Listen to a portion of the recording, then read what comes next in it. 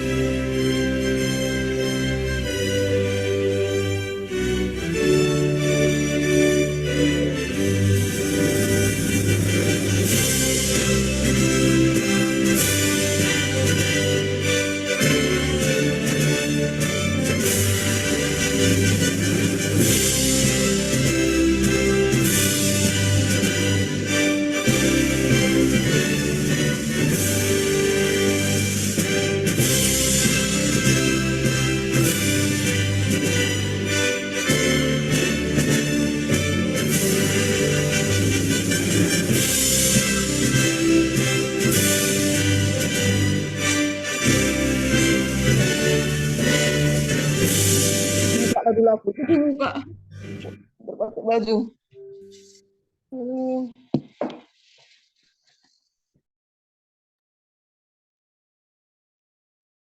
Ya, baik.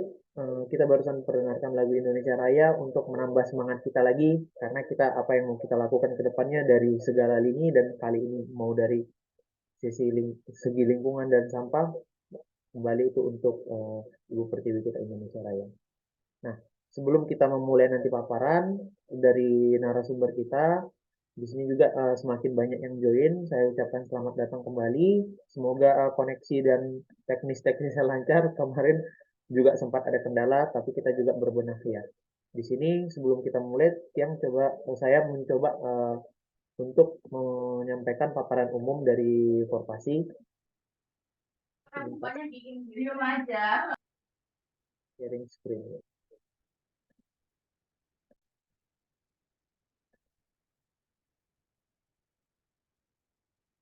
Apa sudah terlihat? Oke, sudah ya sepertinya. Oke, baik. Ini seperti biasa itu ada tata tertib webinar kita, kode etik umum, dan juga di sini teknis Zoom dan teknis lainnya. Ini mohon maaf, boleh dibantu untuk mute, mungkin tadi ada. Oke. Ya, saya akan coba paparan umum mengenai Korpasi sebelum kita masuk ke narasumber. Jadi ada situasi komplikasi dan resolusi masalah. Kita sama-sama tahu udah banyak berita yang kita lihat di mana-mana masalah sampah di Indonesia semakin meledak di mana-mana dan ada TPA kebakaran, nggak cuma satu tempat, beberapa tempat lainnya belum lagi yang masuk ke berita. Dan situasi kita sekarang mengenai persampahan, kita kesadaran kepedulian itu masyarakat terutama itu sangat minim, padahal itu kan kehidupan kita. Dan juga komplikasinya, keberpihakan politis terhadap isu ini sangat kurang, dan musibah sampah juga di mana-mana, dan satu sisi juga belum ada produk hukum atau peraturan yang tajam beserta penegasannya untuk mengurus masalah ini. Dan di sini kita mau coba resolusinya, langkahnya adalah membentuk korporasi sebagai langkah awal, sehingga kita punya wadah bersama dulu untuk mendiskusikan isu, meningkatkan kesadaran, dan kita bawa, kita himpun opini dan keresahannya, supaya ada sintesa ke kebijakan publik nantinya. Dan di sini Forpasi bagi yang pertama kali join adalah sebuah forum atau wadah. Di sini bersifat non partisan untuk berdiskusi dan menyuarakan pendapat dari seluruh pihak di Indonesia kepada para pemangku kepentingan untuk meningkatkan kepedulian terhadap isu sampah dalam menciptakan sistem yang lebih baik. Tadi sudah saya sampaikan beberapa komplikasi yang menjadi latar belakangnya, dan di sini kita juga melihat ada momentum. Di sini karena tadi TPA itu udah sangat urgent ya. Berikutnya visi misi dari Forpasi ini, kita ingin mewujudkan Indonesia Lestari, nanti akan saya sampaikan apa itu di Indonesia Lestari. Kita memulai Indonesia Lestari itu dari isu lingkungan yang paling nyata, yaitu isu sampah. Karena apa? Banyak bicara lingkungan, ada karbon dan lain-lain, dan semua itu hal-hal yang sangat positif. Dan untuk kebanyakan masyarakat, yang paling nyata di depannya adalah sampah. Jadi kita mau coba memulai dari itu. Jadi misinya adalah membagikan konsep itu kepada segenap warga negara, dan kita meningkatkan kesadaran dan kepedulian di isu sampah, dan kita coba mendorong dalam produk bentuk kebijakan publik nantinya.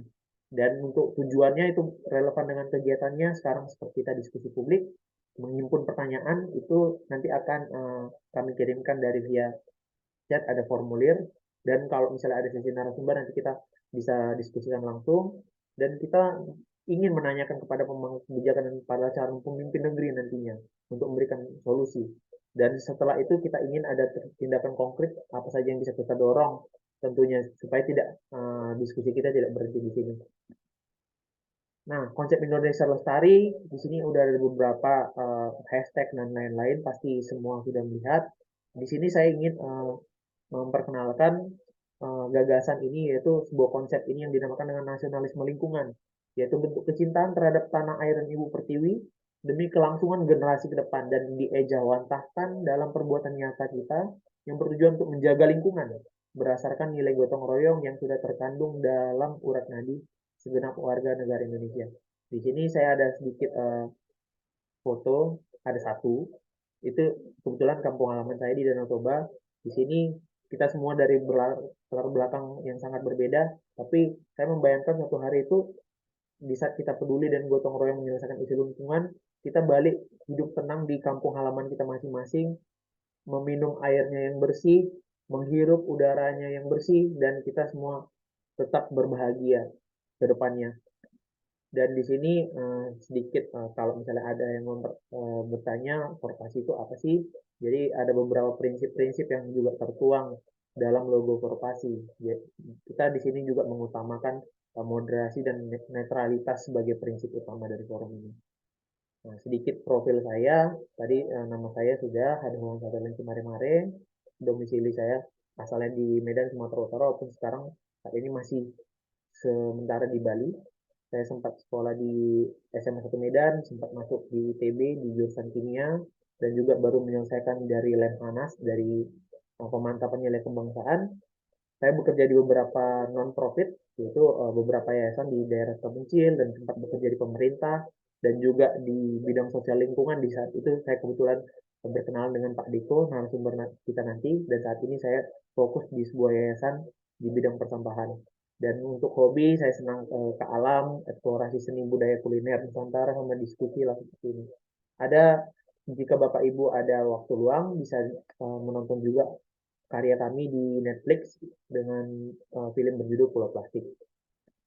Nah, jadi ini garis besar dari Korpasi, yaitu 3 kegiatan. Kita masih di pertama, diskusi lestari. Ada beberapa rangkaian webinar, rencananya antara 8-10 jika lancar, supaya kita berbagi dulu untuk apa yang menjadi keresahan dan isu-isu yang terdekat untuk meningkatkan pemahaman dan kepedulian terhadap isu ini. Setelah itu nanti kita coba jahit narasinya, bentuk timnya untuk merancang poin kebijakan, dan kita coba nanti ke depannya jika lancar semoga kita mau tanya kawal, mengaudiensi kepada para calon pemimpin dan juga stakeholder terkait dan mengawal langsung apa yang menjadi bagian dari diskusi kita. Barangkali berikut presentasi dari saya sendiri. Di sini kebetulan udah semakin banyak yang join ya. Selamat datang saya ucapkan kembali. Dan di sini kita sebentar lagi akan masuk ke sesi narasumber. Tapi supaya kita bersama juga dapat informasi, ini saya coba post dulu. Yang pertama adalah bagi yang ingin menggunakan webinar background dan juga belum masuk ke grup WA, silakan ada di chat. Di situ juga ada formulir kumpul pertanyaan. Jadi kalau misalnya ada yang memiliki pertanyaan yang ingin dibawakan ke stakeholder atau pemangku kebijakan di pusat, kita menyiapkan formulir dan nanti akan ada hadiah yang menarik ke depannya kalau misalnya pertanyaan itu bisa kita bawakan. Lalu juga karena tak kenal maka tak sayang, saya akan memperkenalkan dulu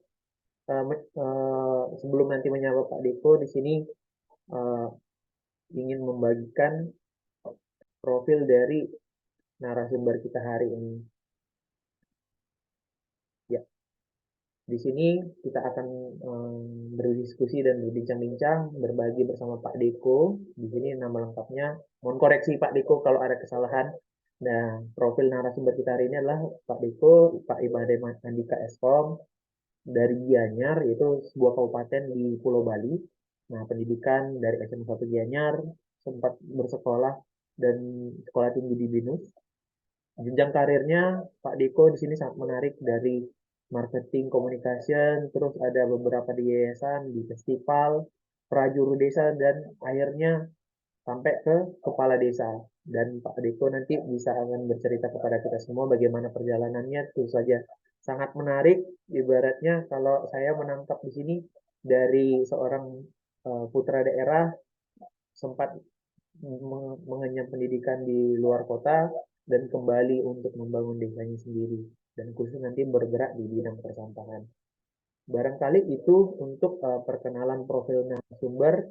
Di sini tanpa menunggu lagi, coba saya ingin menyapa dulu kepada Pak Deko. Selamat pagi Pak Deko, Om Swastiastu Pak. Om Swastiastu, selamat pagi Pak Doan. Ya, ini kita ketemu lagi dengan Pak Deko. Tadi kita sudah sempat ngobrol di awal, 3 tahun lalu ketemu Pak ya. Ya, betul sekali. 2020, 2020. 2010 Ya, sebelum Pak Doan. COVID Pak ya. Kebetulan Belum kita, COVID ya, di awal. nah itu, itu ini saya senang sekali Pak. Walaupun kita sebenarnya masih sama-sama di Bali, tapi nanti dari sini kita ketemu lagi Pak. Nanti ada tentu saja mau kunjungan kepada Pak Diko untuk nanti kita silaturahmi kembali Pak. Oke, siap. Ya Pak. Baik. Ini untuk masuk ke materinya Pak Deko, apakah dari Pak mau share screen atau dari saya Pak? Kira-kira baiknya Pak. Boleh nanti Pak Doan dibantu untuk share screen-nya. Mungkin saya akan lebih banyak bercerita ya, daripada nanti menjelaskan slide.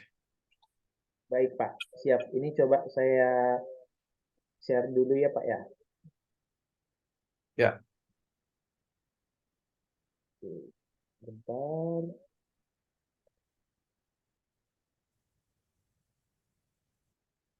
Benar yang ini Pak Deko ya? oke, boleh. Ya, ada beberapa slide yang saya kirim. Ya, ya Pak. Ini mungkin coba bentar di screen dulu. Sudah kelihatan Pak? Oke, udah. Baik. Ini coba saya view-nya biar lebih enak. Oke, nanti langsung muncul videonya Pak Diko juga sambil presentasi. Baik Pak, Oke. silakan waktu dan tempat Pak untuk presentasinya Pak. Oke, terima kasih Pak Doan, sahabat lama yang 3 tahun lalu sempat berkumpul, ngobrol, dan juga mengabdi tentu dalam khususnya untuk permasalahan sampah ya di Bali dan Sayan pada khususnya. Om Swastiastu, Assalamualaikum warahmatullahi wabarakatuh. Salam sejahtera untuk kita semua. Shalom, namo buddhaya, salam kebajikan, rahayu, rahayu, rahayu. Sebelum Titiang menjelaskan atau bercerita terkait dengan masalah kita bersama di seluruh dunia, Indonesia, Bali, dan tentu di Sayan pada khususnya, ada hal-hal ini merupakan hal kecil yang kami lakukan di desa sebagai putra daerah yang mungkin lebih sifatnya saya bercerita. Tapi sebelum itu saya ingin menyapa teman-teman yang hadir, tak kenal maka tak sayang.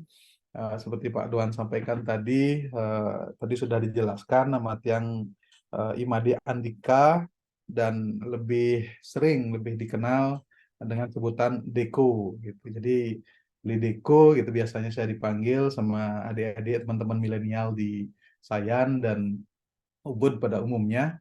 Ada Anak Agung Bintang yang sudah bergabung, salam kenal. Begitu juga Teresia Purba, ada Trisna Putu, ini kayaknya sahabat juga nih. Terus kemudian ada Pak Budi di sini, ada Pak Budi, mungkin nanti akan juga sempat nanti bertukar cerita. Pak Budi ini adalah salah satu tim kami di TPS 3R Desa Sayan, yang kami sebut dengan TPS 3R Bina Lestari Sayan.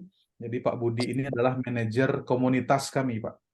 Manajer komunitas dari TPS 3R. Beliau yang sehari-hari berada di kantor, berada di fasilitas TPS 3R, memantau semua kegiatan TPS 3R, dan juga bekerja sama dengan tim kami di TPS 3R. Itu Pak Budi. Nah, nanti saya akan kenalkan. Demikian juga ada Vidya Paramita ya, salam kenal. Terus kemudian juga ada Pak Marbun, yang saya lihat tadi, ada Ibu Amalia Fibrianti, ada Mas Taufik, ada Bobby Primayogi, wah banyak juga nih yang gabung nih. Ada Ibu Jenny Regiana, dan Ibu Tiar Belinda, Pak Amanda Aidil Fitra, dan juga Dewa Santika. Dewa Santika, ada Anggra Damayanti, begitu juga ada Dortia Sianipar. Wah, banyak ya. Salam kenal semuanya. Oke, ada Pak Ade Ande juga, dan juga ada BPA Sariwati. Lumayan banyak yang hadir, dan kami juga tadi saya sebutkan ada Pak Budi, Pak Budiana, yang nanti mungkin juga akan menambahkan cerita-cerita, sharing knowledge, sharing pengalaman apa yang kami lakukan di level desa ya. Oke, Tiang mulai saja teman-teman, mungkin kurang lebih 5-10 menit saya akan menjelaskan slide.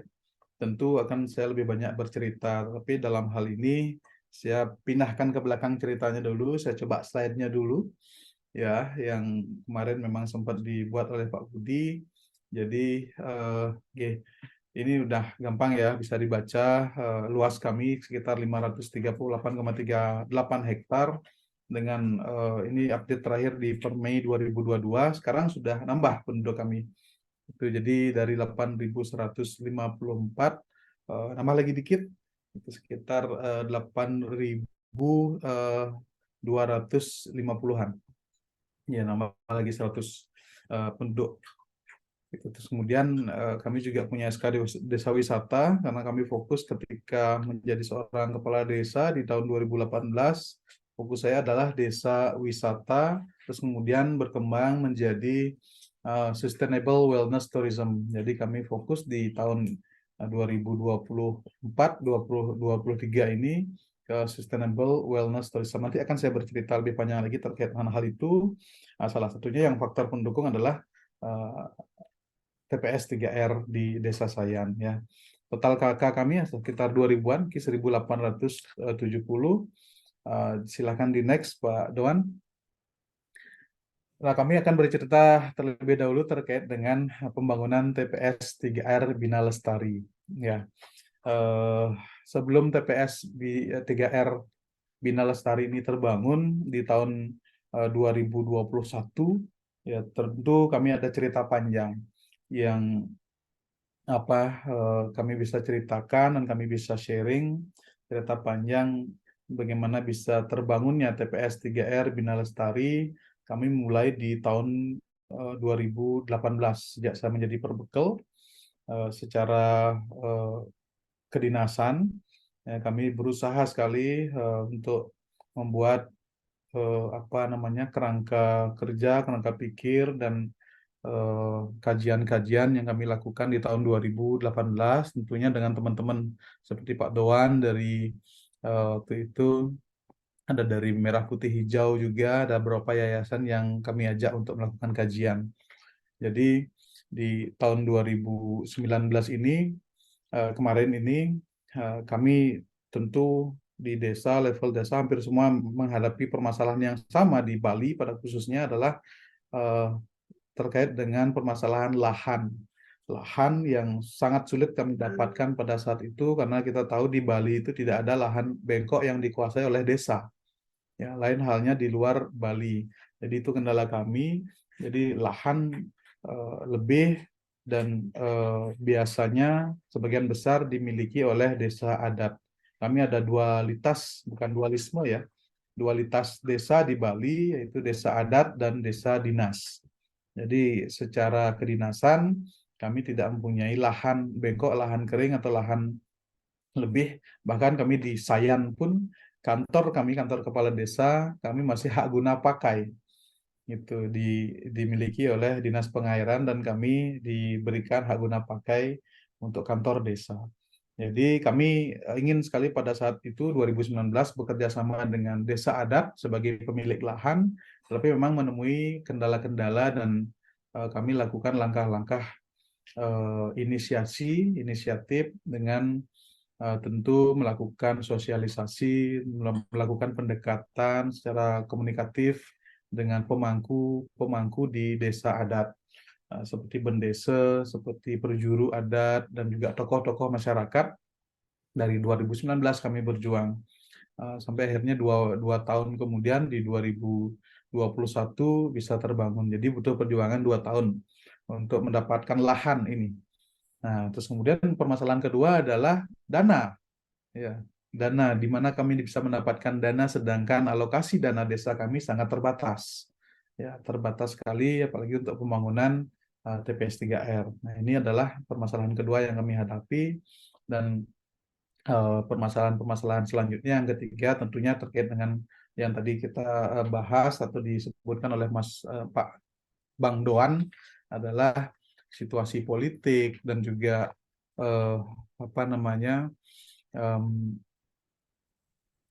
kesadaran, awareness dari warganya sendiri. Ini membutuhkan waktu yang panjang dan sampai saat ini kami masih hadapi bersama.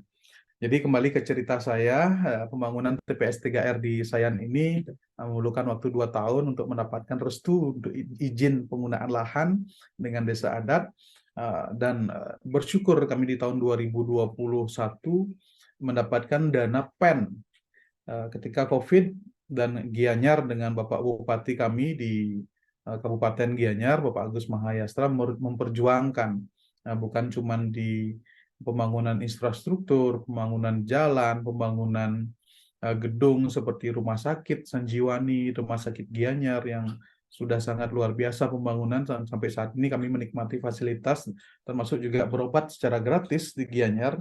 Jadi warga Gianyar yang tidak memiliki BPJS dan berada dalam status rentan miskin disediakan pengobatan gratis oleh Bapak Bupati. Jadi menggunakan BK, bantuan kesehatan. Bapak Bupati kami dengan Pemkab Gianyar tidak memungut biaya sepeser pun bagi warga kami yang memang tidak memiliki BPJS. Ini langkah yang besar menurut saya dilakukan oleh pemerintah kabupaten. Begitu juga pembangunan-pembangunan lain seperti pembangunan pasar di Pasar Sukawati, Pasar Gianyar, termasuk juga pasar tematik Ubud.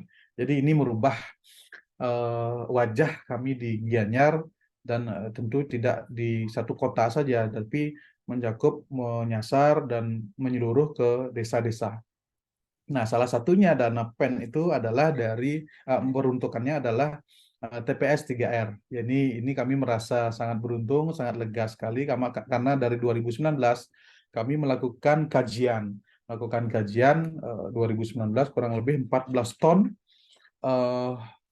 Kami setiap harinya menghasilkan sampah yang 60%-nya adalah sampah organik ya. Tentu ini menjadi PR gitu. Jadi hasil kajian kami dan kami merasa siap. Tidak semua desa mendapatkan alokasi dana khusus di tahun 2021 ini, hanya 30 desa di Gianyar. Ya. Dari 64 desa hanya 30 yang terfasilitasi, tentu desa yang siap untuk membangun, satu punya lahan, yang kedua memang pemerintah desanya sudah siap lahir dan batin seperti itu. Jadi kami mendapatkan dana lumayan besar, 1.082 miliar lebih untuk pembangunan untuk dana alokasi khusus di TPS 3R Bina Lestari Sayan, di mana yang kami pergunakan 1.050 miliar sebagai pembangunan fasilitas dan persiapan pengelolaan itu 3%, sekitar 32 juta 481 rupiah, 786 ribu rupiah kami pergunakan untuk persiapan pengelolaan, tentu dengan pembentukan kita tahu ada KPP, ada KSM ya. Nah, silakan di next, ada KSM, kelompok swadaya masyarakat, kami bangun kelompok swadaya masyarakat, kami juga bentuk tim KPP ya. Nah, ini kami melibatkan Bendesa sebagai pelindung dan juga silakan di next saja. Ini tentu juga dalam hal ini karena kami mendapatkan lahan tepat di sebelah pasar desa adat, pasar desa, jadi setiap harinya kami mendapatkan pasokan-pasokan sampah organik, sampah lebih besar ya, sampah organik, sampah buah, yang nanti kami akan cerita lebih lagi terkait dengan pengelolaan atau fasilitas hasil apa saja yang kami hasilkan di TPS 3R Desa Sayan, termasuk yang Magot. Ya, itu terkaitannya dengan sampah buah, sampah organik yang kami dapatkan dari sebagian besar dari pasar Desa Adat Sayan. Ini segi cerita susunan jabatan, ini bentuk kajian kami dari awal. Ada KPP, kelompok pengelola pemanfaat, kami ada manajer fasilitas, ada manajer komunitas. Jadi manajer fasilitas ini penuh bertugas, bertanggung jawab penuh dengan fasilitas yang ada di lokasi TPS 3R kami. Ya, mesin, truk sampahnya, pengelola armada-armada dan juga bangunan-bangunan. Ini di manajer fasilitas yang bertanggung jawab penuh ya. Tentu di bawahnya ada bagian seperti sopir, pengangkut, pemilah dan pencacah yang kami bagi. Dan tentunya ini hal yang tidak kalah pentingnya adalah manajer komunitas yang dia punya link, dia punya kemampuan untuk melakukan komunikasi dengan para masyarakat, dengan masyarakat kami khususnya di Desa Sayan, dan melakukan tindakan-tindakan seperti sosialisasi dan penyuluhan ke komunitas, baik itu langsung ke Banjar, baik itu dengan Karang Taruna atau Seke Taruna, baik juga dengan PKK atau Kramo Istri kalau di desa adat. Di next.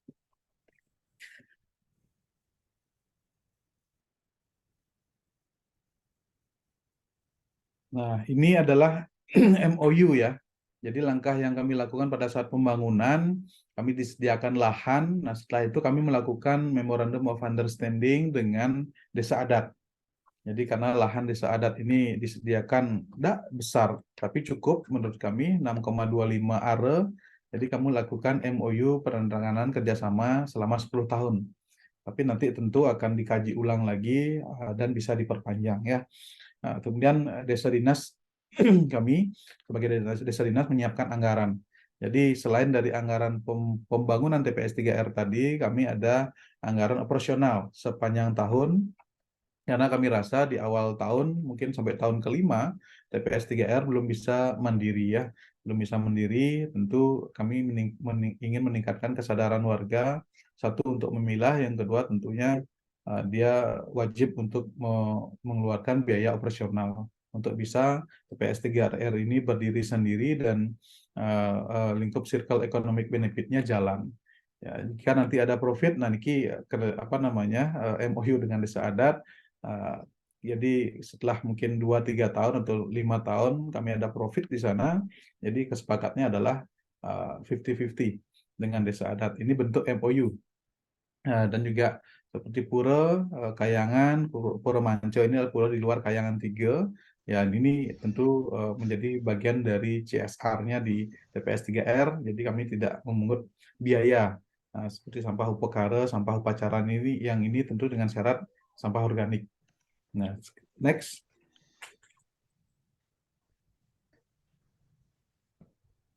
Oke, ini adalah lingkup biaya operasional kami di TPS 3R.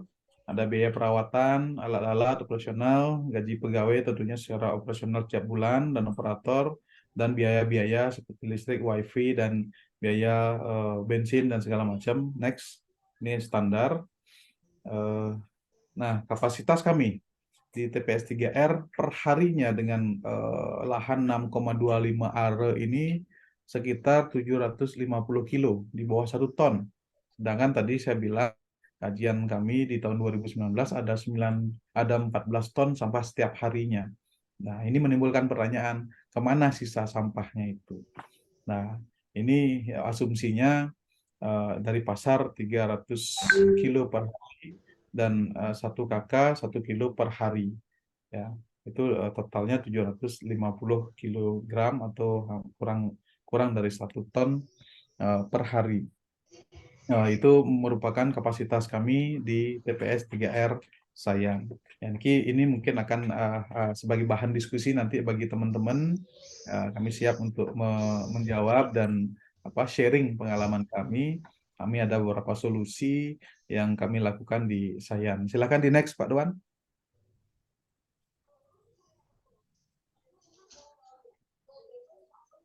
Oke, sasaran kami adalah yang paling utama mengedukasi masyarakat untuk bertanggung jawab terhadap sampahnya sendiri. Ini kami lakukan bukan dari tahun 2019 saja ya.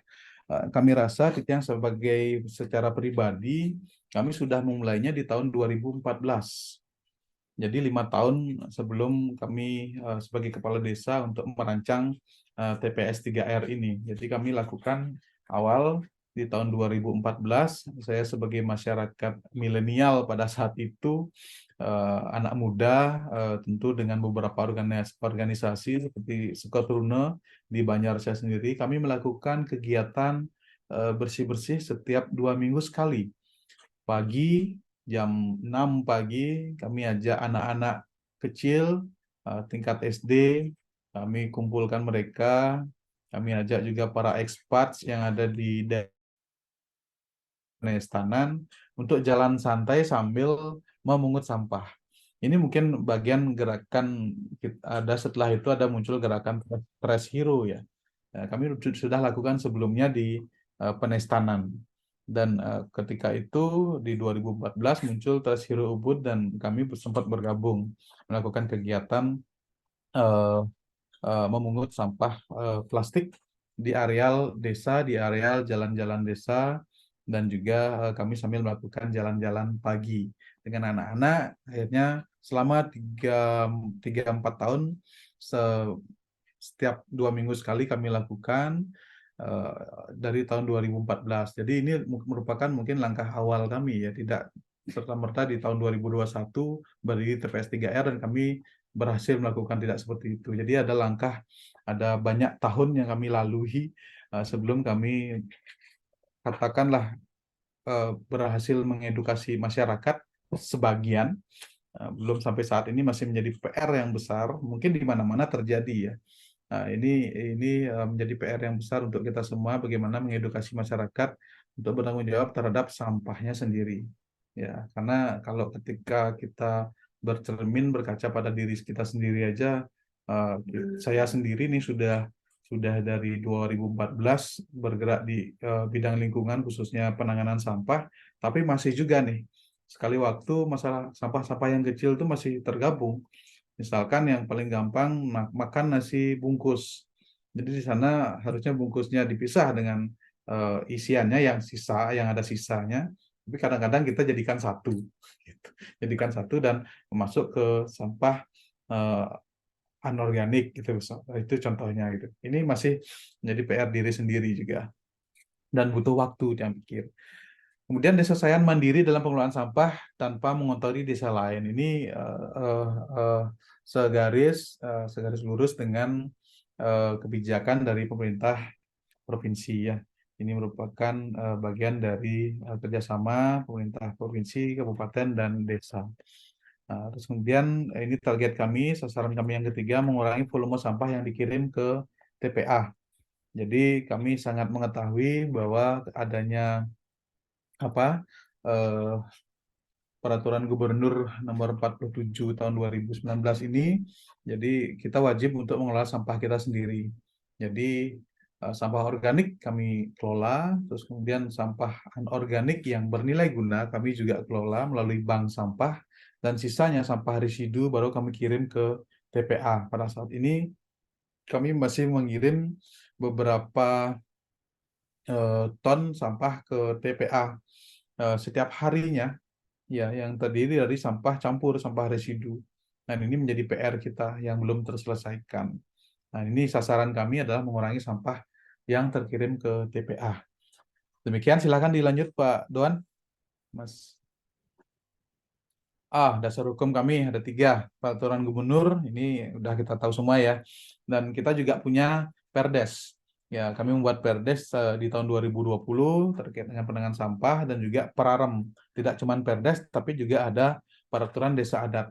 Karena kami merasa ketika masyarakat sudah diikat dengan peraturan desa adat yang berupa Pararem, jadi mungkin tidak semua tahu.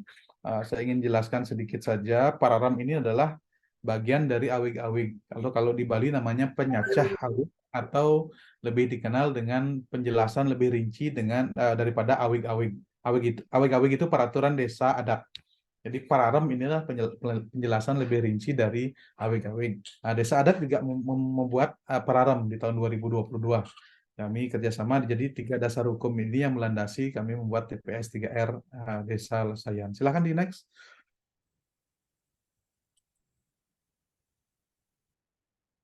Nah, ini bisa dibaca, tidak terlalu banyak saya jelaskan. Bagian dari pararemnya ada larangan dan tentunya ada sanksinya yang kami kenakan bagi warga kami. The next. Terus kemudian juga ada Perdes. Nah, tentunya yang kami lebih tonjolkan adalah kewajiban, larangan, dan sanksi. Tapi secara umum dari bab-bab sebelumnya adalah peraturan-peraturan secara umum. Jadi ada teguran, ada sanksi sosial. Kami lebih memilih mengenakan sanksi sosial daripada denda berupa nilai materi. Ini nomor 3 ya. Itu. Jadi sanksi sosial yang kami lebih tekankan kepada masyarakat yang memang ketahuan tidak atau melanggar aturan ya, kalau tidak memilah sampahnya bagi masyarakat yang sudah bekerja sama dengan kami. Silakan di next. Nah, ini syarat-syarat untuk berpartisipasi untuk bergabung dengan TPS 3R Desa Sayan. Saya rasa standar dan kami akumulasikan setiap bulannya warga membayar kurang lebih 25.000 per bulan dengan asumsi 4 kali pengangkutan per minggu. Jadi ada 8 kali pengangkutan di masing-masing rumah tangga per bulannya ya. Itu silakan di next. Nah, ini yang fasilitas kami di TPS 3R Desa Sayan. Ada armada yang kami saat ini masih pinjam. Ini milik 3 desa, Desa Kedewatan, Desa Sayan, dan Desa Singakerta.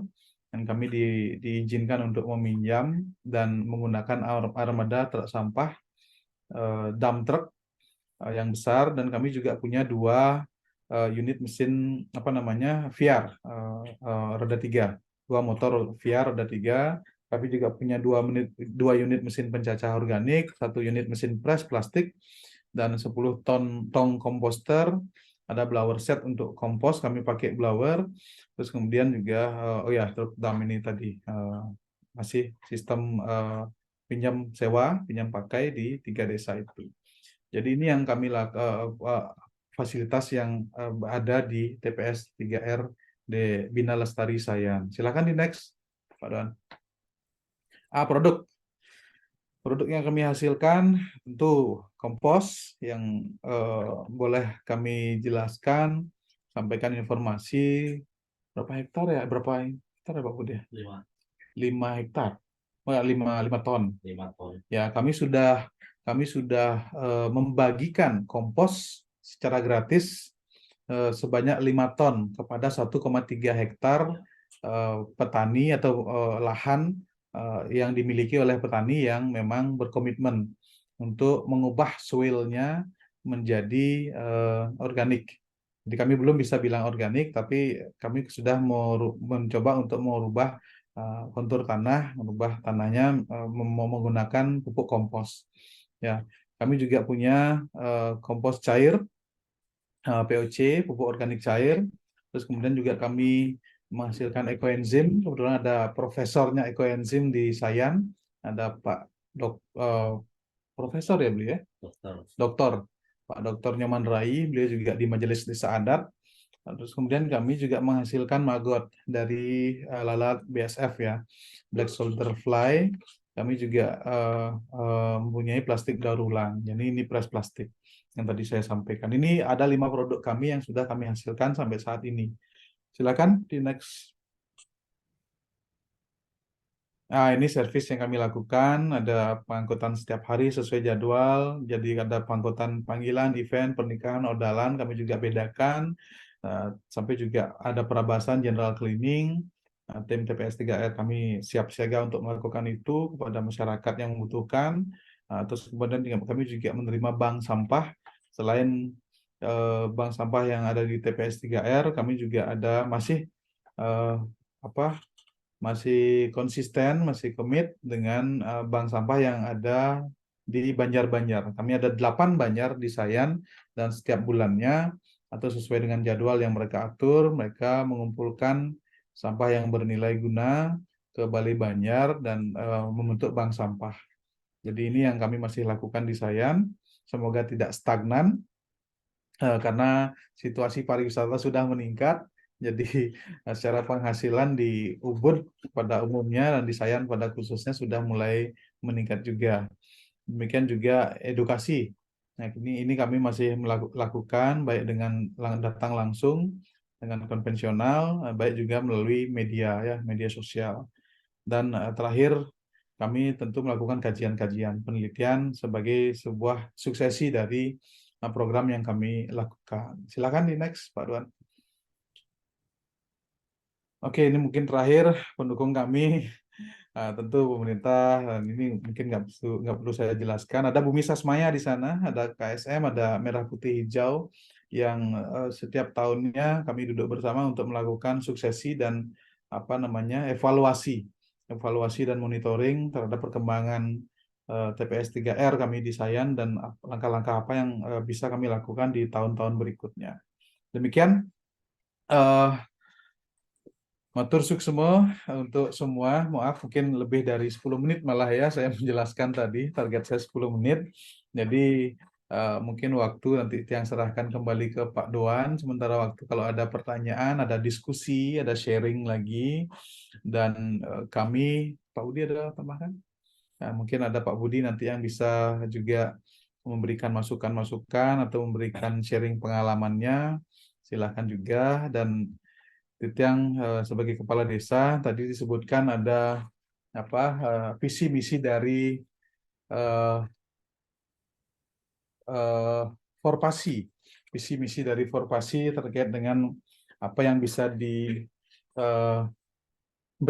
berupa penelitian, berupa kajian kepada pejabat-pejabat ya. Dan ini karena bentuk pengabdian, kami juga merasa saya sendiri sebagai pejabat desa, level desa, yang sebentar lagi juga akan mengakhiri jabatan 1 periode, belum genap 1 periode, bahkan di tahun kelima yang seharusnya 6 tahun. Jadi di tahun kelima saya akan ditandatangani surat pemberhentian di tanggal 24 Oktober, sebulan lagi, untuk berhenti menjadi kepala desa dan diproyeksikan oleh Bapak Ketua DPC, kebetulan kami di partai, untuk maju menjadi anggota dewan. Jadi hal-hal seperti ini tentu saya akan bawa terkait dengan pengabdian dalam bidang lingkungan. Nah, ini nanti mungkin ranahnya berbeda dalam bentuk pengabdian, seperti penganggaran, seperti kebijakan-kebijakan yang bisa kami lakukan di tingkat level DPR, ya, Dewan Perwakilan Rakyat, dan semoga jadi harapannya seperti itu, dan tentu Titi akan membawa pengabdian-pengabdian di bidang lingkungan. Jadi target dan fokus saya secara pribadi, kita di Bali mengenal Tri Hite Karana. Jadi kita sudah sering sekali mendiskusikan bagaimana menjaga hubungan harmonis antara manusia dengan Tuhannya, antara manusia dengan lingkungannya, antara manusia dengan sesamanya. Jadi target yang secara pribadi, ada dua hal dari Trihita Karana. Jadi hal yang pertama atau harmonisasi manusia dengan Tuhan, kami tidak ambil ranah itu. Karena tiang percaya itu adalah urusan personal, urusan pribadi. Jadi kami tidak pernah mengungkit secara horizontal. Itu hubungan vertikal manusia dengan Tuhannya. Jadi kita ada ngomongin Sarah di sini. Yang saya targetkan, saya fokuskan adalah hubungan harmonisasi manusia dengan lingkungan. Contohnya adalah TPS 3R, Desa Sayan, dan juga kami melakukan beberapa kegiatan tadi disebutkan dalam profil saya. Saya juga sebagai Ketua Yayasan Kriasta Guna yang berlokasi di Padang Tegal, dan kami juga punya kegiatan harmonisasi dengan lingkungan, yaitu penanaman bambu, penanaman pohon, khususnya bambu di daerah-daerah non produktif di Bali. Ya, begitu juga sempat lakukan di luar Bali. Itu kami lakukan di yayasan. Demikian juga hubungan harmonis manusia dengan manusianya. Ini kami fokuskan juga di Sayan, dan saya sebagai pribadi dan sebagai ketua yayasan juga ngeling nyambung. Kami lakukan, kalau di Sayan kami lakukan donor darah setiap 3 bulan sekali. Sampai saat ini saya secara pribadi mungkin sudah 55 kali donor, dan juga kami fokus intens dengan permasalahan narkoba dan juga HIV dan AIDS. Satu-satunya puskesmas atau UPT Kesmas yang memiliki klinik khusus untuk VCT, ya, adalah Sayan. Jadi kami punya klinik anggrek, kami punya klinik VCT untuk HIV ODIF, untuk ODIF di situ, dan kami fokus ke HIV dan AIDS. Itu mungkin sedikit cerita terkait dengan pengalaman kami di Desa Sayan. Yang pikir dari sedikit yang cerita akan banyak ada pertanyaan, akan banyak ada sharing dari teman-teman yang tentunya mungkin juga banyak punya pengalaman yang sama, bahkan lebih dari yang secara pribadi. Mungkin itu Pak Doan, Bang Doan, silakan untuk waktu dan tempat Tiang kembalikan terlebih dahulu. Matur semua, Tiang tutup sementara, nanti Tiang lanjutkan kembali. Silakan Pak Doan. Yang Baik, manis sekali ini. ini coba ada yang boleh minta tolong. Manis. Punya 20. Terima kasih atas paparannya Pak Deko. Wah, ini banyak inspirasi hari ini untuk dari proses perjalanan sampai juga produk-produk. Terima kasih Pak Deko. Ini kita sekaligus masuk ke sesi diskusi dan tanya jawab ya.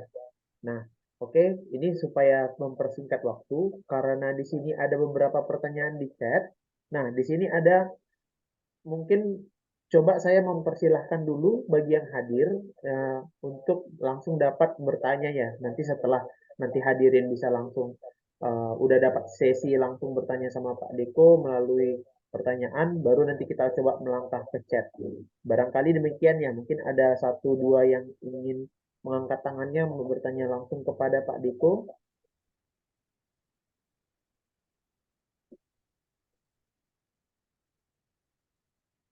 Ya, ada di sini Pak Trisna Putu, Beli Trisna.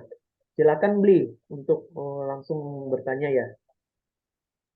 Eh, Suksema Bang Doan, selamat pagi. Om Swastiastu, Beli Deko. Izin yang bertanya, mantap sekali presentasinya. Beli, yang tertarik Beli mau bertanya terkait regulasi Beli. Regulasi di desa Sayan sehingga programnya Beli di TPS bisa berjalan dengan lancar. Nah, yang Tiang ingin ketahui di sini yang pertama Nika adalah tantangannya apa Bli dalam membuat regulasi ini dan kemudian itu penegakannya tuh seperti apa Bli? Karena yakin kalau masyarakat kan pasti akan ada penolakan ataupun reaksi-reaksi terkait dengan regulasi yang sudah dikeluarkan oleh desa. Semua waktunya moderator dan Dedeko. Ya, baik. Terima kasih pertanyaan Beli Trisna. Itu tadi coba saya tinggalkan beberapa langsung. Nanti mungkin sekalian ke Pak Deko ya. Ini mungkin ada satu lagi dari Pak Lolo nih, Bang Lolo Marbun. Tadi ada beberapa pertanyaan. Boleh Bang, dipersilakan Bang. Ya, makasih. Selamat pagi. Eh, Menarik sekali ya. Oh iya, saya Lulu, teman seangkatannya Bang Doan nih di Lemhanas kemarin, beberapa 1 bulan yang lalu ya. Jadi terima kasih Billy, sharingnya saya sangat terinspirasi ya. Saya lebih ke arah ini pertanyaannya, apa sih yang menggerakkan Beli Deko ini bisa sampai sejauh ini melangkah Beli? Karena ini kan jarang ya orang mau sampai apa namanya melakukan hal-hal yang seperti ini gitu.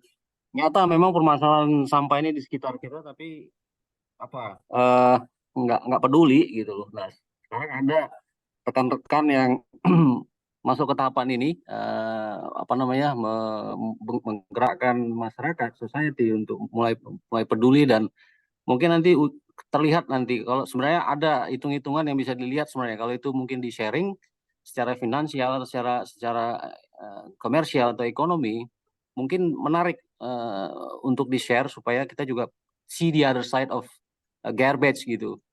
Mungkin itu Bli. Terima kasih. Ya, beberapa pertanyaan ada saya tuliskan juga di chat. Kalau nanti ada waktu mungkin bisa direspon. Makasih, Bli. Siap, terima kasih Bang Lolo. Berarti tadi ada dua, apa yang menggerakkan Pak Deko sejauh ini. Yang kedua, aspek komersial produk. Terus, nah ini coba saya gabungkan saja. Pertanyaan Bang Lolo terakhir tadi ada, pertama, selain finansial, apa yang tantangan terbesarnya? Itu tadi mirip dengan Beli Trisna, tapi Beli Trisna Ya. khusus regulasi. Mungkin barangkali itu dulu ya, dua dulu. Kita mungkin langsung ke Pak Deko, Pak, untuk berbagi, Pak. Oke, langsung saja. Terima kasih Beli itu Tresna dan Pak Lolo Marbun. Salam kenal Pak Lolo. Ternyata seangkatan Mas Doan juga, Bang Doan. Ya, excited sekali ya. Tentu dari penjelasan Tiang tadi akan banyak timbul pertanyaan dan asumsi-asumsi yang berbeda. Tentu kita punya pemikiran-pemikiran berbeda, tapi di garis bawahi tujuan kita satu sama. Ya, jadi yang ingin jawab Pak Marbun dulu sebelum ke Putu Tresna. Jadi ini yang mendasari ini kenapa Tiang melakukan gerakan ini dari dulu ya. Eh, apa yang menggerakkan seorang Deko, seorang bukan cuma hanya kepala desa, tapi dari sebelum-sebelumnya untuk melakukan kegiatan bergerak di bidang lingkungan sampah ini. Tadi yang sudah sedikit buka, kita punya Trihita Karana, 3 hubungan harmonisasi di Bali, dengan keyakinan kita bahwa hubungan harmonis itu akan terjaga ketika kita menjaga hubungan dengan Tuhan kita sendiri, dengan lingkungan, dan dengan manusia, sesama manusia. Jadi ini langkah kecil yang kami lakukan di desa adalah melakukan gerakan penanganan sampah. Jadi satu kata yaitu pengabdian. Jadi kami percaya bahwa kita hidup di dunia ini kita melakukan pengabdian.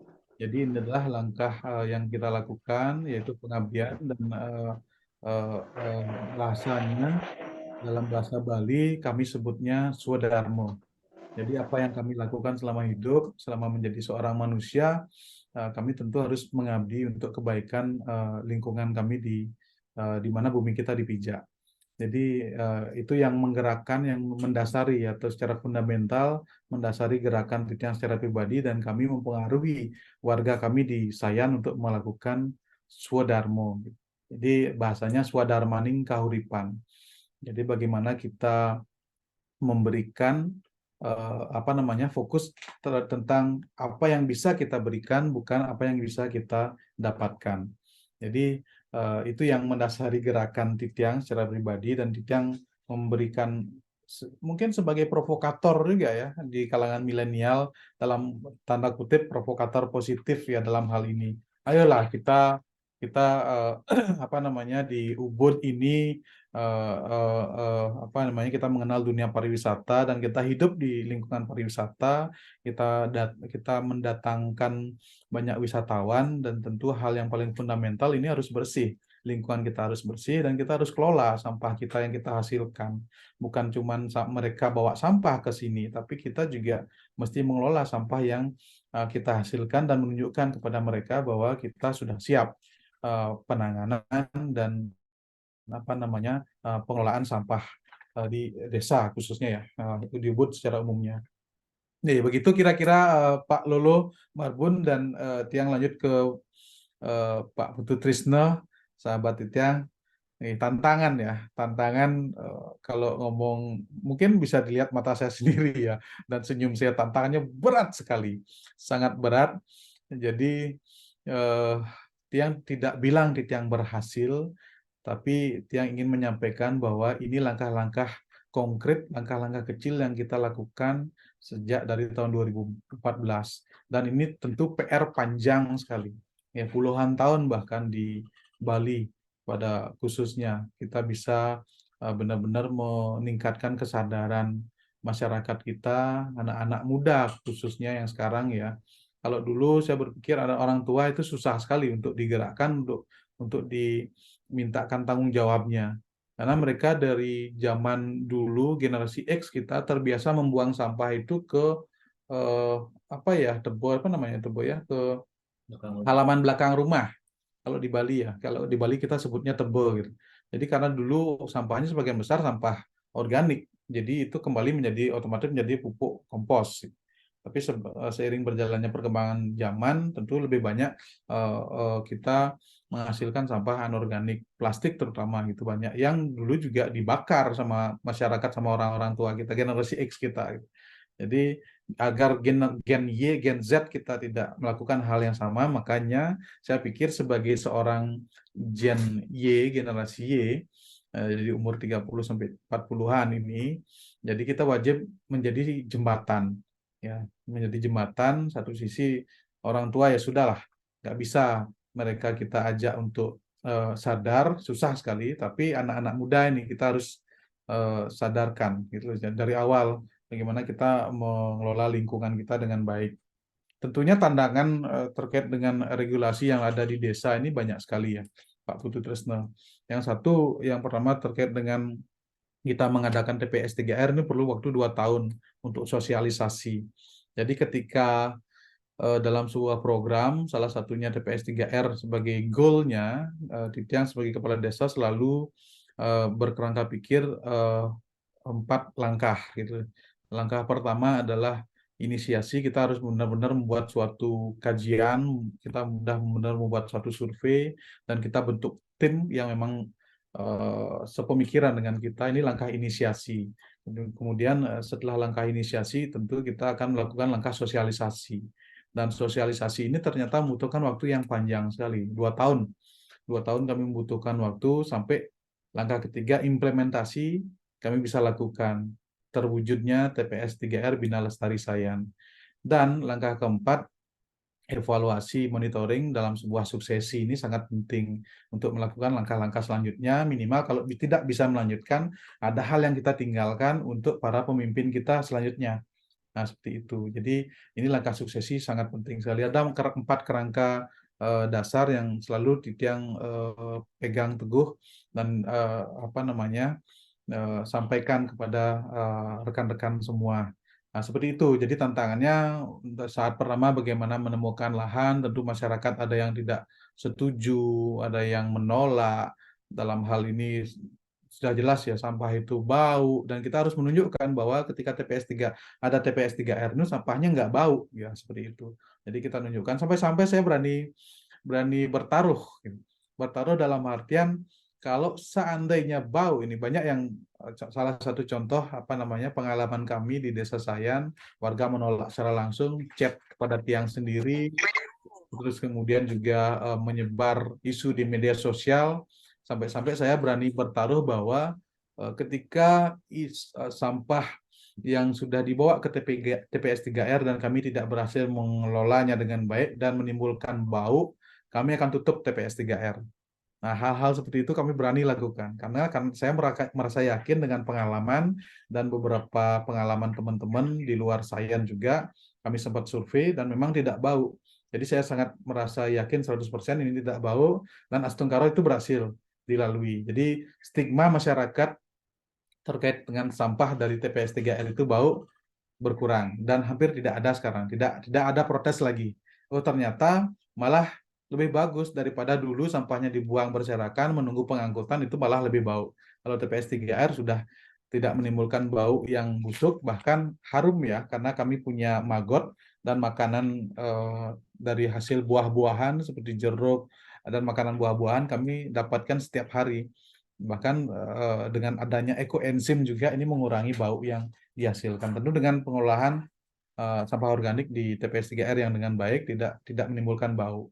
Nah, ini sudah langkah pembuktian yang kami lakukan di Sayan pada khususnya di Putu Tresno seperti itu. Nah, terkait dengan penegakan regulasi, regulasi ini memang ngeri-ngeri sedap ya gitu. Ngeri-ngeri sedap dalam artian kita buat regulasi, tetapi apakah bisa kita menegakkan berupa sanksi?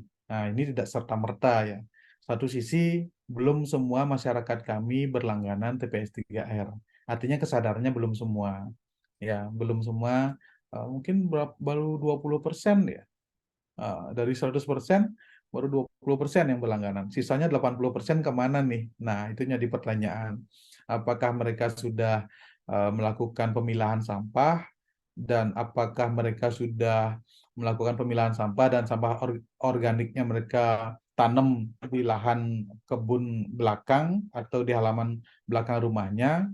Nah, seperti itu kami juga lakukan kajian, lakukan penelitian seperti yang kami lakukan jelaskan tadi program, kami lakukan penelitian. Oh, ternyata memang banyak masyarakat kami yang masih mempunyai tebel, banyak masyarakat kami yang masih mempunyai halaman belakang. Selain juga ada yang membangun villa, membangun guest house di rumah belakangnya.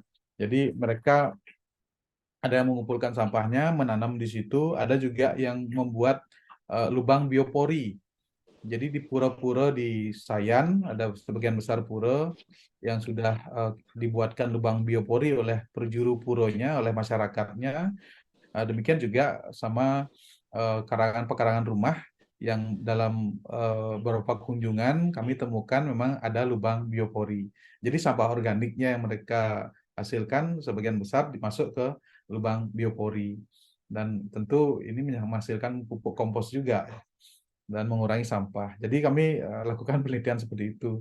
Gitu Pak Putu Tresno. Jadi penegakan regulasinya, yang bilang tadi ngeri-ngeri sedap, lebih kami tidak mengutamakan untuk denda seperti katakanlah 100.000 bagi yang menemukan atau bisa menghasilkan bisa menunjukkan foto atau video orang buang sampah sembarangan, kami dendakan sekian jumlah uang itu. Kami tidak fokus ke situ, tetapi kami lebih ke sanksi sosial. Sanksi sosial tidak cuma di media sosial, kami contohnya kami tergabung dalam satu grup TPS 3R Bina Lestari Sayan. Jadi ada warga yang memang membuang sampah, kami post dulu di grup kami. Jadi untuk menimbulkan efek jerah, efek malu kepada mereka. Sebelum memang dalam beberapa peringatan, kami berikan peringatan, mereka tidak juga mengindahkan, otomatis kami layangkan ke media sosial. Ada beberapa yang sudah kami sempat post di media sosial dan di up dan viral juga seperti di media mainstream di Ubud seperti Hello Ubud dan juga Punapi Bali seperti itu. Ada beberapa yang memang kami share karena bandel ya. Karena bandel, sampahnya dibungkus dan ditaruh di pinggir jalan. Nah, hal seperti ini kan sayang sekali gitu. Jadi itu tantangan. Itu tantangannya Pak Putu Tresno dan kami masih menjadi PR. Ya, saya pikir memang tidak langsung bisa kami hadapi. Jadi butuh waktu untuk meningkatkan kesadaran ini. Baik, demikian Pak Doan menjawab pertanyaan dari Pak Tutresno dan eh, Pak Lulu Marbun. Silakan kalau ada pertanyaan lagi atau ada sharing, yang sangat senang untuk menerimanya. Silakan Pak Doan. Ya Pak Deko, ini karena mengantri nih Pak, ada, semangat nih. Sekali lagi, tadi dari audiens nih semakin naik, makin datang. Selamat datang yang baru join, kita langsung diskusi nanti yang belum dapat sesi sebelumnya karena ada rekamannya di channel YouTube. Ini dari Tiang mewakilkan pertanyaan dari Mas Bugi nih. Ini coba Tiang bacakan, saya bacakan. Keren sekali paparannya Pak Mokel, sangat inspirasional. Yang mohon izin bertanya untuk sesi diskusi. Salah satu permasalahan terberat di TPS 3 adalah operational sustainability, terutama dari segi finansial. Tadi disebutkan bahwa targetnya dalam 5 tahun, TPS 3R Desa Sayan bisa mandiri secara finansial. Di Desa Sayan, apakah sudah dihitung besaran iuran idealnya dan bagaimana kira-kira reaksi di masyarakat? Karena di sini di Denpasar ada rata-rata besaran 30.000 sampai 40.000. Secara hitungan cukup untuk beroperasi dengan baik. Kalau dinaikkan reaksinya bisa ada keras dari masyarakat. Ingin belajar dari Desa Sayan mengenai dinamika iuran dan operasional TPS 3R. Itu satu, Pak Deko. Yang kedua, ini dari Mbok Sariwati. Selamat datang, Mbok. Di sini ada pertanyaan di chat. Dana 1,6 M kalau tidak salah dari dana desa kah? Dan itu 10 dianggarkan untuk pengelolaan sampah. Yang pertama. Yang kedua, kemana hilangnya sampah yang mulainya dari 14 ton per hari menjadi 750 kg per hari. Yang ketiga, sampah apa saja yang termasuk dalam residu yang akhirnya tetap dibuang ke TPA. Terus ada beberapa tambahan kalau mungkin sempat nanti dari Bang Lolo lagi, apa ekosistem supaya pengelolaan sampah dapat berkesinambungan, dan juga tadi pertanyaan mengenai produk-produk ya, apa aspek komersialnya. Dan juga ini ada dari Beli Anggra juga nih, coba kita satu-satu ya. Demikian Pak Deko, silakan Pak. Oke, seru. Saya senang nih. Semoga tidak terkendala dengan waktu ya. Kalau di jadwal kita sampai 11.30 ya kalau nggak salah, atau 12.30 ya, masih 2 jam lagi. Oh enggak, nanti kita coba monitor lagi 11.20 Pak Deko, karena Oke. 11.30 kita selesai. Siap.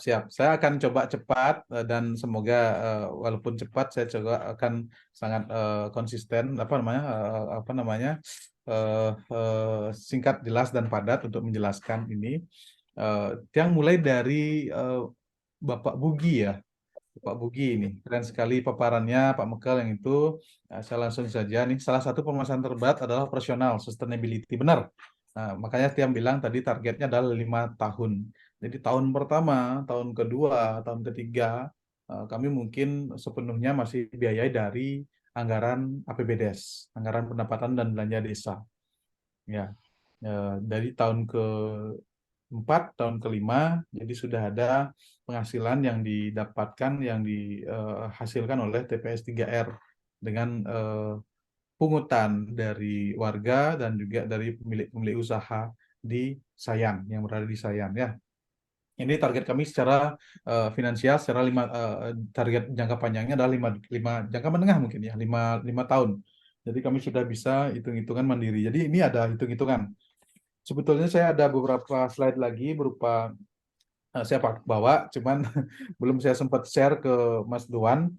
Jadi ada hitungannya, kami di Sayan itu kurang lebih per tahun kami menghabiskan dana 439 juta rupiah. Ya, 439 juta untuk operasional. Baik itu yang tadi saya jelaskan di slide, gaji pegawai operasional di TPS 3R, ya, terus kemudian maintenance. Ya, tentunya kami lakukan itu. Jadi kami masih biayai dari desa. Syukur di tahun kedua kami sudah bisa menghasilkan dari pungutan. Dari pungutan hasil dari iuran masyarakat. Ya, dari iuran masyarakat walaupun tidak banyak tetapi sudah bisa membantu operasional kami yang keluar dari desa. Jadi berapa ya Pak Budi? 11 jutaan total ya? Ya. Jadi dari hasil di desa kemarin kurang lebih 11 jutaan. Jadi kami dapatkan hasilnya dan membantu sebentar. 15 juta per bulan. Oke, jadi pemasukan di TPS 3R sampai saat ini kurang lebih 15 juta rupiah per bulan. Ya, dari unit usaha, dari iuran masyarakat itu ada 15 juta per bulan. Jadi di desa kami mensubsidi kurang lebih 21 juta per bulan. Ya, kami masih keluarkan dana desa, mengeluarkan apa namanya anggaran dari APBDes itu kurang lebih 21 juta per bulan. Jadi total kami habiskan 439 juta per tahunnya. Dan syukur ini mungkin menjawab pertanyaan yang saya coba acak tadi ada tentang pembangunan TPS 3R. Nah, Ibu Niketut Sariwati, dana 1,6 M, bukan 1,6 M, 1 miliar 82 juta. Ya, 1 miliar 82 juta itu salah satunya dari dana desa kah? Tidak. Nah, ini yang kami bilang beruntung. Kami tidak mengeluarkan dana 1 miliar 82 juta untuk pembangunan fasilitas TPS 3R, tetapi kami dapatkan dari bantuan PEN, ya, pemulihan ekonomi nasional yang dirancang oleh Bapak Presiden kita Jokowi, dan desa Kabupaten Gianyar berlomba-lomba untuk mendapatkan dana PEN ini. Dan syukur kita dapatkan melalui Bapak Bupati Agus Mahayastra, kita dapatkan dana PEN dan bisa membiayai 30 desa. Jadi masing-masing desa itu dapat 1 miliar 82 juta untuk pembangunan fasilitas. Ya, fasilitas dan operasional TPS 3R di awal.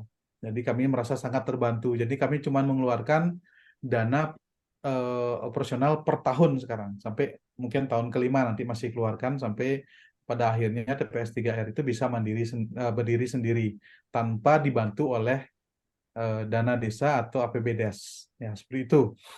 Yang lanjut. Nah, di Denpasar nih ada yang rata-rata besaran iuran 30.000 sampai 40.000 per KK per bulan. Jadi secara hitungan masih cukup jauh ya, kita masih murah. Jadi ya sekitar 15.000 atau 5.000 lebih murah dari di Denpasar ya. Termasuk beroperasi dengan baik, termasuk maintenance dan penggantian armada atau mesin. Dinaikkan pun reaksi dari masyarakat biasanya sangat keras, betul sekali. Ya, jangankan dinaikkan, kami dari karena kami ada 8 banjar, dan di masing-masing banjar di desa Sayan itu pengelolaan sampah di masyarakat di masing-masing banjar sebelum adanya TPS 3R ini berbeda-beda. Ya, sebagai salah satu contoh di Banjar saya di Penestanan Kaje, Banjar Penestanan Kaje dan Penestanan Kelot ini sama. Jadi contohnya adalah kami di Penestanan punya banyak usaha, banyak unit usaha, banyak hotel, banyak restoran, banyak villa. Jadi kami lakukan subsidi silang. Jadi masyarakat di Penestanan itu tidak bayar untuk membuang sampah. Sampah dulu dikumpulkan jadi satu dan dibuang ke TPA, baik itu Temesi, baik itu satu lagi di Belah Pane dulu namanya. Nah, Belah Pane itu dibuang sampah setiap harinya kurang lebih 1 sampai 2 ton, 1,5 ton kami buang seluruh sampah yang campur ke TPA. Itu belum dipilah. Jadi masyarakat pada saat itu free, tidak bayar karena sudah disubsidi silang oleh usaha. Jadi usaha-usaha seperti hotel, restoran, villa, dan guest house ini yang mensubsidi. Jadi masyarakat tidak bayar. Nah, ini sedangkan kami bangun TPS 3R, kami kemudian mengharuskan masyarakat membayar, ini sudah luar biasa beratnya. Bagaimana tuh coba dipikir, berat sekali untuk memunculkan kesadaran masyarakat, oh saya harus bayar. Satu sisi saya harus bayar, yang sisi kedua saya harus memilah sampahnya ini. Ya, mungkin itu saja sudah berat sekali. Saya tadi sempat bilang berat banget ini untuk merubah mindset masyarakat. Jadi itu ya hal yang saya tidak menyerah untuk melakukan ini. Kami terus lakukan sosialisasi bahwa sampah itu adalah tanggung jawab kita sendiri, bukan pemerintah, bukan kepala desa, bukan desa adat, gitu, tapi melainkan tanggung jawab kita sendiri. Sampah yang kita hasilkan kita harus pilah. Nah, itu makanya saya bilang perlu waktu yang cukup panjang untuk munculkan kesadaran. Nah, itu dinamika iurannya seperti itu. Sampai saat ini tadi kami bilang baru 20% masyarakat yang sadar dan mau membayar iuran sebesar 25.000 ini ke TPS 3R Desa Sayan. Gitu. Itu ya salah satunya. Jadi merubah mindset itu. Banjar-banjar yang lain juga beda. Jadi bersyukurnya di Banjar lain, contoh di Banjar Kutuh, jadi ada pihak ketiga yang memungut sampah ke KK, ke masing-masing rumah tangga ataupun usaha-usaha. Jadi pihak ketiga ini yang memungut langsung uangnya. Notabene pihak ketiga juga bagian dari masyarakat kita. Apa yang kita lakukan adalah tidak mengambil atau memutus kerjasama pihak ketiga ini dengan masyarakat, melainkan kita rekrut pihak ketiga ini yang sudah punya armada, kita ajak kerjasama dengan TPS 3R. Nah, kita ajak kerjasama, tentunya nanti secara finansial kita atur kembali agar terjadi mutual benefit. Mereka juga senang bawa sampahnya nggak ke TPA, tetapi bawa sampahnya ke TPS 3R. Secara distribusi itu akan jauh lebih berkurang cost operasionalnya, terutama untuk pembelian bahan bakar. Nah, satu sisi mereka menghemat di sana, sisi yang kedua mereka tidak penghasilannya mereka tidak berkurang gitu. Jadi tentu ini mungkin berupa mutual benefit untuk TPS 3R dan juga para pemangku atau pemilik usaha pihak ketiga yang ada di Desa Sayan. Nah, itu sebagai salah satu contohnya. Secara finansial kami sangat-sangat hitung dan tentu kami tidak memaksa mereka, kami mengajak mereka untuk bekerja sama.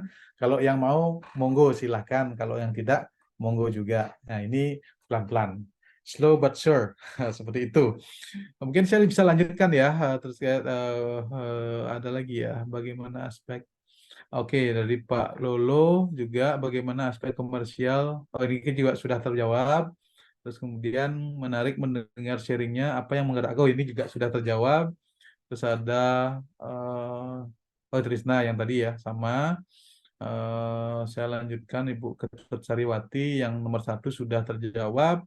Yang kedua nih, mungkin saya terlewat tadi. Kemana hilangnya sampah yang mulanya dari 14 ton menjadi 750 kg per hari. Oke, saya ulas kembali lagi sedikit. 2019 itu kami lakukan kajian, ada 14 ton dari 8 banjar yang dihasilkan, sampah yang dihasilkan di Desa Sayan. Ya, contoh di Banjar saya sendiri ada 1,5 ton. Banjar yang lain ada yang 2 ton. Nah, ini kurang lebih 14 ton per hari sampah yang dihasilkan di Sayan. Nah, beda dengan 750 kilo ini adalah kapasitas TPS 3R kami. Ya, tidak menghilang, Bu. Jadi ini kapasitas TPS 3R kami adalah 750 kilo atau kurang dari 1 ton. Jadi yang 14 ton per hari itu, sampah yang dihasilkan itu dari hitung-hitungan kami, kemana saja larinya. Nah, jadi kalau cuman per harinya di Sayan, di TPS 3R, cuman 750 kilo, nah lagi 13 ton 250 kilo kemana nih? Nah, itu yang jadi pertanyaan.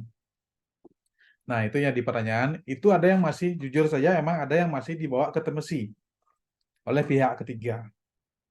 Ada juga yang memang tadi saya jelaskan, mereka buang sampah hasil rumah tangganya itu di halaman belakang, di tebelnya mereka. Mereka masih buang. Ada juga yang sudah terpilah menjadi bank sampah. Ya, bank sampah yang bernilai seperti plastik, botol PET, dan juga sampah-sampah kardus, sampah besi. Nah, tentu yang berat-berat ini juga mereka jual ke bank sampah. Jadi mereka simpan dulu di rumahnya selama 1 bulan. Ya, botol-botol plastik itu mereka kemudian bawa ke Balai Banjarnya, mereka jual di situ. Tentu kami belum sepenuhnya bisa mendaur ulang. Kami juga masih menjual kembali.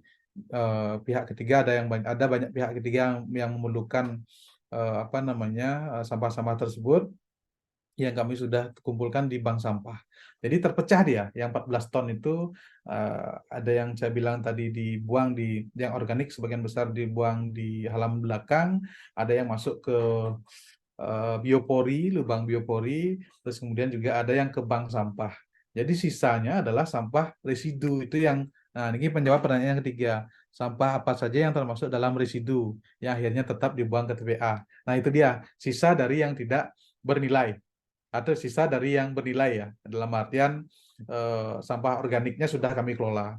Terus kemudian juga sudah dibuang menjadi kompos ke halaman belakang, sudah juga ditaruh dimasukkan ke dalam lubang biopori, dan juga sampah yang anorganik yang bernilai guna yang bisa dijual terkumpul dalam bank sampah. Jadi sisanya itu kami anggap sebagai residu, sampah campur, sampah kecil-kecil, ada puntung rokok, ada kemudian bungkus nasi bungkus, ada sampah styrofoam. Nah, itu yang tidak bernilai kami masukkan ke dalam residu, ya, sampah yang termasuk dalam residu. Nah, itu mungkin yang bisa menjawab ya. Ada lagi ya? Apa kira? Oke, silakan Pak. Ini saya serahkan ke Bang Doan dulu kalau ada Ya, lyang saya sambil ya. baca-baca. Ini, wah ini makin seru. Ada beberapa.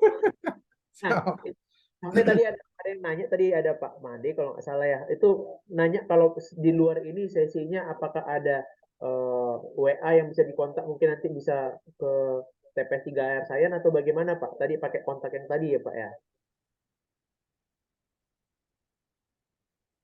Oke, untuk kontak boleh kontak saya sendiri, dan juga bisa kalau mau mampir, mau berkunjung ke TPS 3R, Pak Budi tolong dibuka dulu ininya, ada di sebelah di depan saya ada Pak Budi, biar saya kenalkan juga kepada teman-teman semua.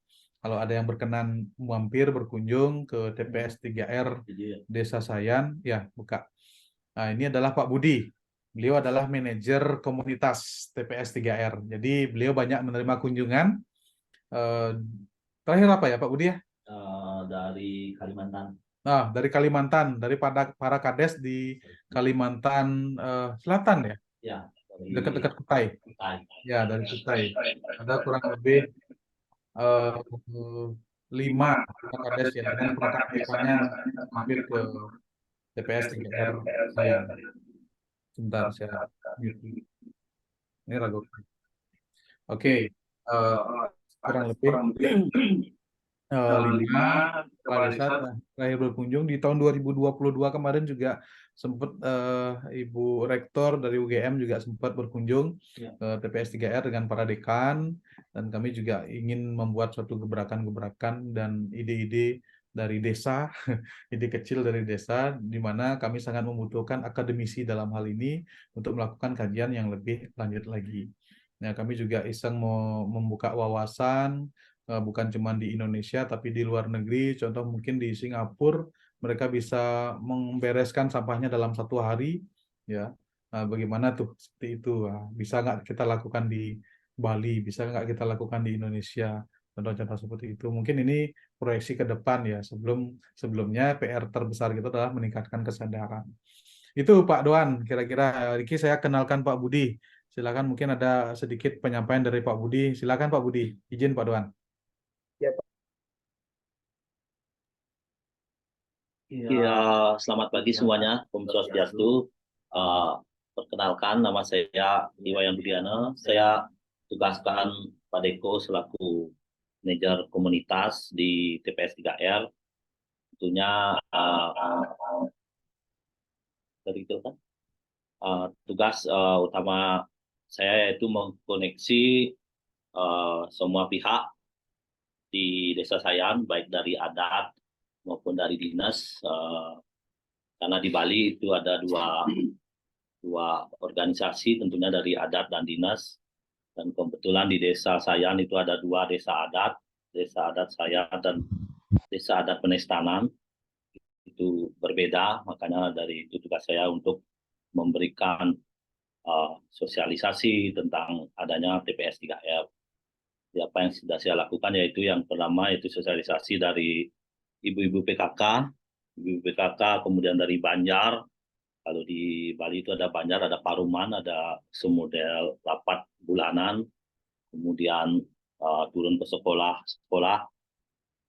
dan juga semua usaha yang ada di Desa Sayan. Jadi keinginan kita adalah semua orang yang tinggal dan berusaha di Desa Sayan wajib untuk bergabung dan mengikuti program TPS 3R. Itu yang kita lakukan, dan tentunya sehebat apapun kepemimpinan dan juga SDM yang kami punya, tentunya tanpa kesadaran dari masyarakatnya. Yang pertama yang kita lakukan adalah merubah mindset masyarakat kita. eh, Dalam hal ini yang bertanggung jawab terhadap sampah adalah dirinya sendiri. Jadi yang kita tekankan adalah pemisahan dari sumbernya. Jadi benar-benar sampah itu terpisah dari sumbernya. Itu yang sangat membantu kami di TPS 3R, karena kalau sampahnya belum terpisah, kemungkinan residu akan bertambah dan kami harus mengirim residu ke TPA Temesi yang kurang lebih sekitar 20 km ya. Jadi dan juga ada biaya operasional untuk mengirim residu ke Temesi. Jadi semakin sering mengirim residu ke Temesi menyebabkan biaya operasionalnya jadi meningkat. Ini itu sedikit paparan dari saya. Terima kasih atas waktunya. Kembalikan kepada Pak Deko. Terima kasih.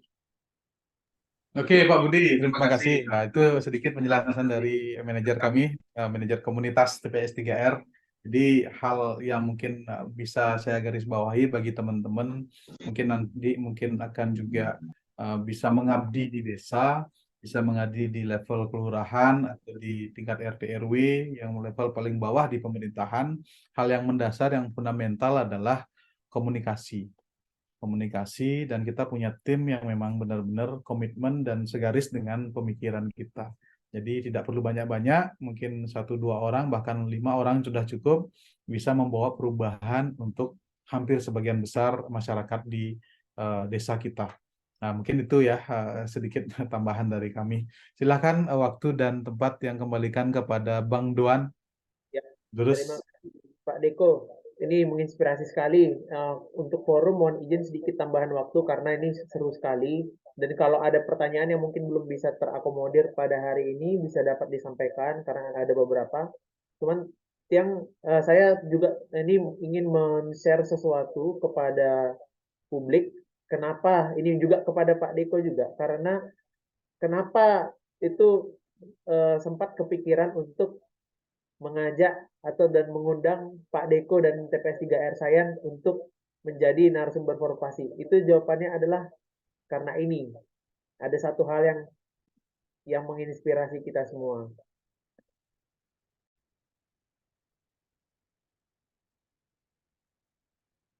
Ya, bisa kelihatan ya. Ini tadi kaitannya juga yang mengenai ada pertanyaan Beli Ande. Dan ini saya sangat tergelitik ini Pak Deko. Jadi ini sampah dari produk kompos dari TPS 3R dan ini langsung digunakan untuk integrasi pertanian.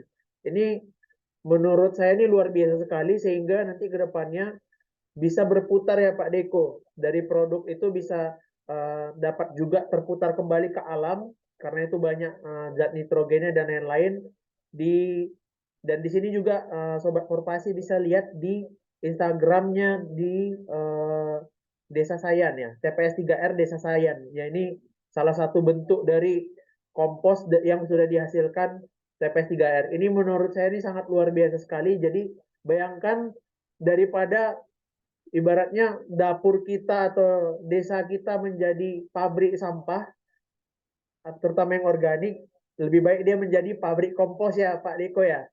Nah, jadi itu untuk sedikit untuk menutup hari ini.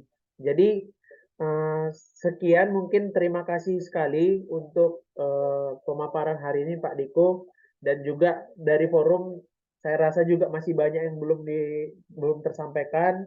Ini tadi dari Mbok Sariwati untuk apakah ini mungkin dikelola di swasta. Barangkali ini masih panjang diskusinya ya dan kita bisa pisahkan di diskusi berikutnya. Mohon maaf sebelumnya karena di Forpasi sendiri masih banyak sesi berikutnya. Nah, untuk sebelum mengakhiri dengan Pak Deko nih Pak, jadi ada sedikit Pak oleh-oleh Pak dari Forpasi Pak Deko atas kesediaannya untuk berbagi hari ini, apalagi hari ini sangat seru. Ini saya mau bagi pantun Pak sama ada Cindramata nih Pak Deko. Ya, di sini Pak, saya coba sebagai warga negara Pak dengan kebudayaan adiluhung warisan dari Melayu. Dari Sayan ke Mojokerto, mulai tumbuh desa wisata yang indah dan asri. Kami ucapkan terima kasih Pak Deko. Semoga gebrakannya semakin berdampak bagi lingkungan dan negeri.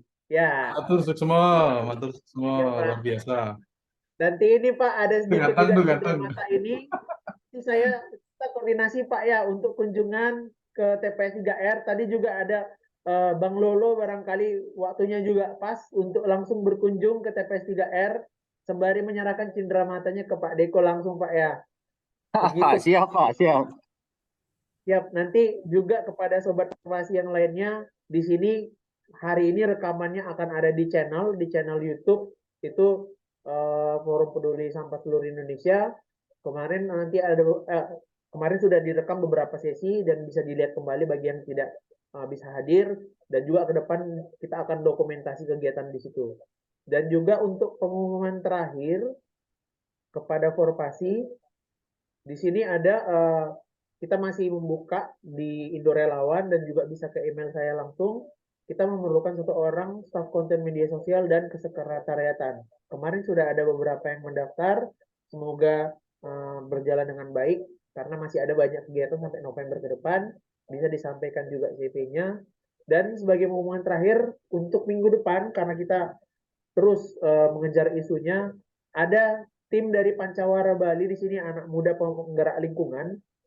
Banyak yang mungkin ada yang mendengar brand yang lebih besar, yang nasional, tapi ini yang kita ambil dari lokalnya dulu karena kebetulan dapat bersedia untuk menjadi pembicara dari tim Pancawara Bali. Jadi dibayangkan ini ada beberapa orang anak SMA, SMK, masih awal kuliah, mau membersihkan daerah-daerah di Bali dan juga inspirasi bagi rekan-rekan di Indonesia. Dan berikutnya ada dari diaspora juga ada Beli Ida Bagus Mandara Berasika, juga pegiat lingkungan juga di Gianyar, di Gria Luhu dan Ketua Mata Garuda LPDP dan juga ini ada dari perspektif perusahaan ada nanti Mas Junior Rosano, semoga bisa datang juga karena beliau merintis di usaha di persampahan di Waste for Change. Barangkali demikian untuk webinar diskusi lestari hari ini dari Forpasi. Sekali lagi terima kasih banyak atas sesi hari ini. Sangat menginspirasi untuk Pak Deko dan rekan-rekan TPS 3R, Pak Budi juga luar biasa ini.